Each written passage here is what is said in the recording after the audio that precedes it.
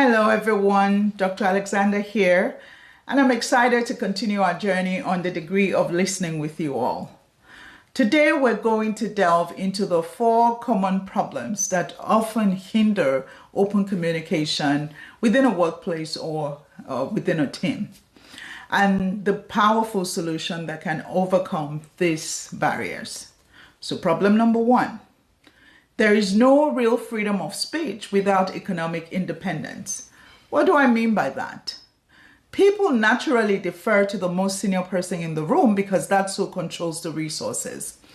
So what incentive is there for someone to speak up and tell the truth if they fear that their livelihood is on the line? Friends, believe me, economic stability is the ultimate truth serum. So leaders must recognize that. And that brings me to problem number 2. No one wants to deliver bad news to the boss.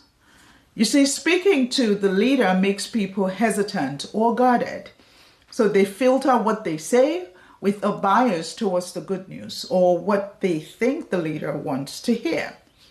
And face it, for leaders, it's hard to listen to the truth, especially when it's uncomfortable, because people always fight the data, preferring their version of reality to what's happening at the moment. So problem number 3, fear of retribution keeps people silent.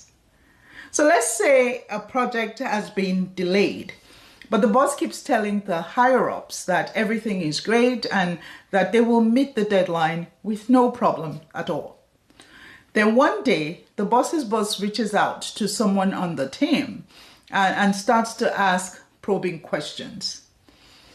So the biggest fear on that team member's mind is whether the senior leader will immediately call their supervisor and say something like, so and so said or just told me XYZ. So leaders must protect their sources. Please never use names when sharing feedback, because you are okay with it, but it makes the next person uncomfortable. And that brings me to problem number 4. If people don't trust the leader, listening is pointless. I mean, why go through the charade of pretending to want feedback? Like the executive with the thumbs up and thumbs down exercise that we did in the last recording. The whole exercise is pointless if a leader hasn't created a safe environment where people can speak without fear.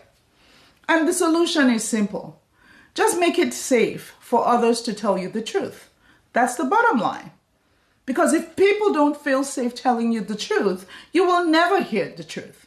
So the goal here is hopefully we will learn to take down the stop signs so that people can see us as approachable if we really want candid, unvarnished feedback. So let me tell you a story of what not to do as a manager or a supervisor or a leader. A particular manager tried to protect his time for quiet, uninterrupted work.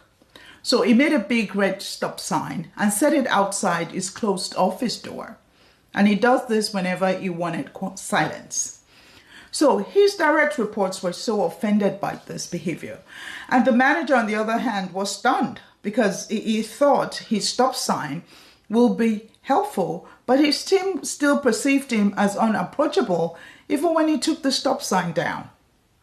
So we have to be careful, because being an effective leader means being an effective listener with an open door policy, literally or virtually, so that people can see us as approachable.